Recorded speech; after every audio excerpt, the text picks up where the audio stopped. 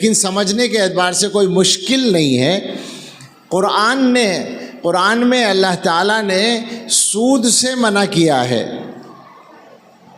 سود حرام کیا ہے، اور یہ اعلان کیا ہے کہ اللہ تعالیٰ سود کو مٹاتے ہیں، گھٹاتے ہیں۔ دنیا کا تجربہ کیا ہے؟ مسلمانوں کو سود راس نہیں آتا، غیروں کو کچھ دن راس آ جاتا ہے۔ میں نے کہیں پڑھا ہے، اللہ جانے بہت دن ہو گئے، کہ غیروں کو 40 سال تک راس آ سکتا ہے، مسلمان کو 2-4 سال سے زیادہ کام نہیں چلتا۔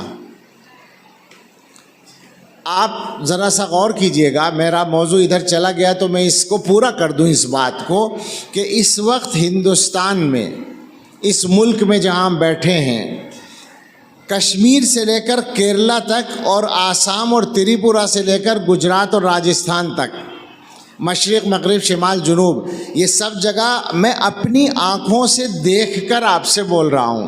مجھے سال میں سینکڑوں جگہ جانا ہوتا ہے، اور ان اکثر صوبوں میں ہندوستان کے جا کر گزشتہ 5 سال 8 سال ہو گئے ہوں گے، تقریباً ہر سفر میں ہر جگہ جا کر پوچھا ہے، اس ملک کے مسلمان سودی قرضے میں بندھے پڑے ہیں۔